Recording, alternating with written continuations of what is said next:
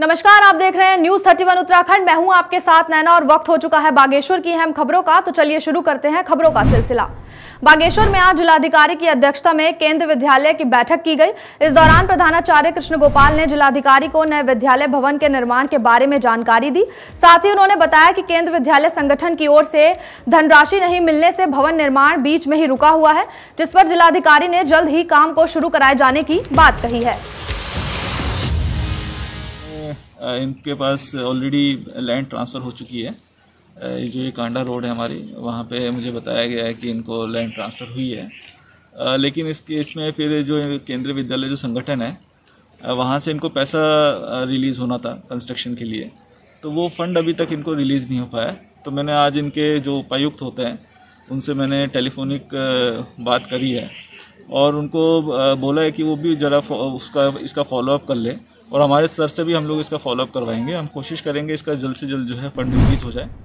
बागेश्वर में आज शिक्षा विभाग की ओर से शिक्षकों की बैठक का आयोजन किया गया। इस दौरान शिक्षा अधिकारी की अध्यक्षता में विभिन्न गतिविधियों को लेकर चर्चा की गई। साथ ही बैठक में कोविड संक्रमण को लेकर चर्चा की गई। वहीं बैठक में सरकारी स्कूलों की स्थिति को सुधारने की बात कही गई है।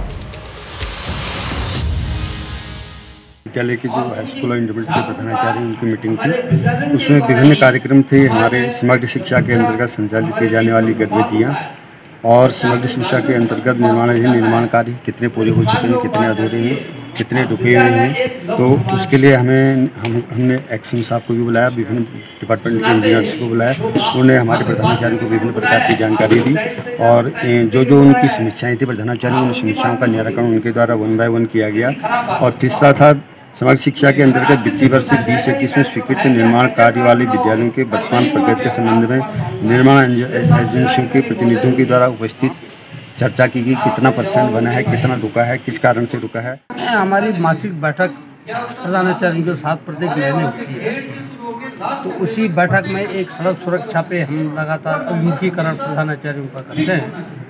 तो मीटिंग के साथ साथ में हमने प्रधानाचार्यों का सड़क सुरक्षा के संबंध में अभिमुखीकरण कार्यशाला का एक काम चल रहा है और सभी बाकी अन्य विभागीय जो हमारे कार्यक्रम चल रहे हैं उनके हमारे द्वारा विशेष करके निर्माण कार्यों की समीक्षा की। बागेश्वर में आज आप प्रदेश उपाध्यक्ष बसंत कुमार की अध्यक्षता में बढ़ती महंगाई को लेकर सरकार का पुतला जलाया गया। इस दौरान प्रदेश उपाध्यक्ष ने कहा कि सरकार मनमाने ढंग से दिनों दिन महंगाई बढ़ाने पर जोर दे रही है। वहीं उन्होंने प्रशासन से महंगाई पर रोक लगाने की मांग करने के साथ ही मांग पूरी न होने पर देश भर में आंदोलन करने की बात कही है। सरकार निकम्मी हो, वो सरकार बदलनी है। जो सरकार निकम्मी है, वो सरकार बदलनी है। ये जो महंगाई पर हम लोगों द्वारा पुतला दहन किया गया है, देश में महंगाई चरम सीमा पर है। जब 2014 में भारतीय जनता पार्टी सत्ता में नहीं थी, उस टाइम पर आम इलेक्शन चल रहा था, तो एक गाना था महंगाई डाइन मार खाएगी, तो वो गाना गायब हो चुका है। महंगाई डाइन वैसी है। अब इन्होंने महंगाई डाइन से दोस्ती कर ली है। जब तक ये सत्ता में नहीं थे तब तक इनकी दुश्मनी थी। ये कहते थे कि क्या गाना था वो, सखी सहेली बहुत ही कमात है, महंगाई डाइन खाई जाता है।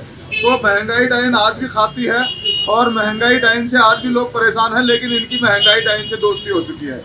मैं आपको ये बताना चाहता हूँ कि हाल ही में पेट्रोल के दाम 100 रुपये के पार हो चुके हैं। यानी कि पेट्रोल को इतनी इज्जत दिला दी इन्होंने अपने शासन काल में। जो ये कह रहे थे कि उससे पहले जब ये विपक्ष में हुआ करते थे भारतीय जनता पार्टी के लोग, और इनका ये था चाहे कांग्रेस हो चाहे भारतीय जनता पार्टी हो, दोनों ने ही महंगाई पर अंकुश लगाने का काम नहीं किया है।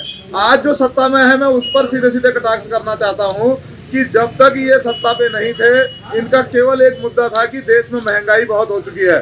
महंगाई, अब पेट्रोल डीजल का जहाँ सवाल है, पेट्रोल डीजल की मार जो है वो पूरे आम पब्लिक पर पड़ती है।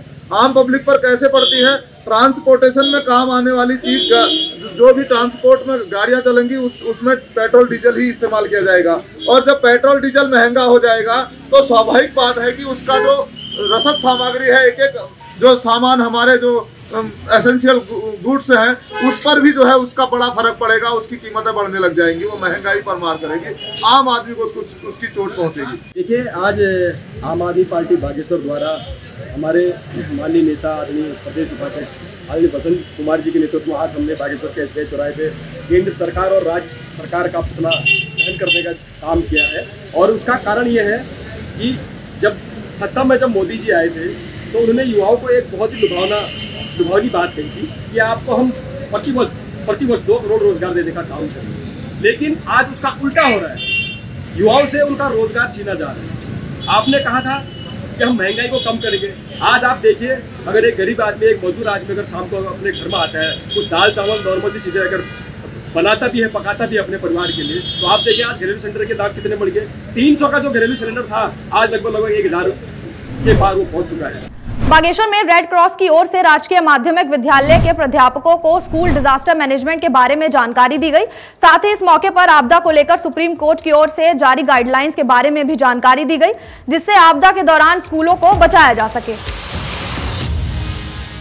जो कार्यक्रम चलाया जा रहा है वो किसके तहत चलाया गया कार्यक्रम? ये कार्यक्रम राष्ट्रीय विद्यालय शिक्षा कार्यक्रम के अंतर्गत रेड क्रॉस के सहयोग से जनपद के विद्यालयों की कैपेसिटी को स्ट्रेंथन करने के लिए आज ये बागेश्वर के कांडा में बांज की झाड़ियों में आग लगने का मामला सामने आया है। आपको बता दें कि बांज के जंगलों में आग लगने से वन संपदा को भारी नुकसान हुआ है।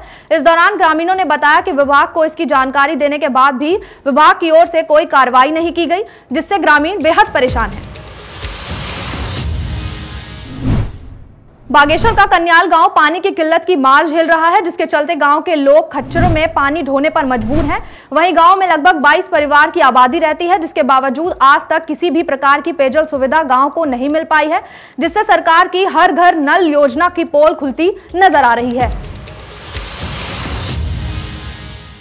कांटा कन्याल हमें खच्चरों में पानी ढोना पड़ता है। पानी नहीं है आपके वहाँ कोई भी? पानी कहाँ से है अभी? पानी होता तो यहाँ से थोड़ी ले जाते। अच्छा, खच्चरों में ले जाते हो पीने के लिए, और सभी काम के लिए पानी यहाँ से ले जाते हो? कितने दूर ले जाते हो? 1-2 किलोमीटर है? 1-1.5 किलोमीटर है। अच्छा, और दूर भी है वैसे। बागेश्वर के गरुड़ में 81 यूके बटालियन राष्ट्रीय कैडेट कोर के तहत राजकीय इंटर कॉलेज में 3 दिन का प्रशिक्षण शिविर आयोजित किया गया। इस दौरान शिविर में कैडेट को एनसीसी से जुड़ी जानकारियों के साथ ही प्रैक्टिकल प्रशिक्षण भी दिया गया। एनसीसी का मोटो है एकता और अनुशासन। हम यहाँ रोज सवेरे आते हैं। ये एक यादगार लम्हा है हमारे लिए, क्योंकि जो हमें एनसीसी में जो ये सिखाया जाता है ये एक एडवेंचरस के रूप में है, एक साहसिक कार्य के रूप में है, जो कि कोई भी व्यक्ति नहीं कर सकता है। जैसे कि आप सभी जानते हैं जीआईसी गरुड़ में एनसीसी का एटीसी कैंप लगा हुआ है, तो इसके अंदर हमें कुछ बहुत इम्पोर्टेंट ऐसे क्षण होते हैं ये कि जिससे हमें कुछ ऐसा चीज़ सीखने को मिलता है जो नॉन एनसीसी कैडेट को नहीं सीखने को मिलता है। हम इसमें सुबह आते हैं, हम लोगों का टाइम सेट किया हुआ है, सुबह आते हैं, योगा कराया जाता है यहाँ पे। हमें कहना चाहूँगा कि ये कोविड काल के बाद पहली ये जो कैंप का ऑर्गेनाइज़ किया गया है यहाँ पे जीआईसी गरुड़ में, ये फिजिकल डिस्टेंसिंग को मद्देनज़र रखते हुए ये छोटे छोटे ग्रुप्स में कैंप्स को डिवाइड किया गया है। तो ये 3 दिवसीय शिविर का यहाँ पे आयोजन हुआ है एनुअल ट्रेनिंग कैंप का जीआईसी गरुड़ में। यहाँ जीआईसी मैग्नी स्टेट, जीआईसी कौसानी और जीआईसी गरुड़ के कैडेट्स, टोटल 68 कैडेट्स एसडी और एसडब्ल्यू उसमें प्रतिभाग कर रहे हैं। फिलहाल बागेश्वर बुलेटिन में सिर्फ इतना ही। तब तक के लिए देखते रहिए न्यूज़ 31 उत्तराखंड। नमस्कार।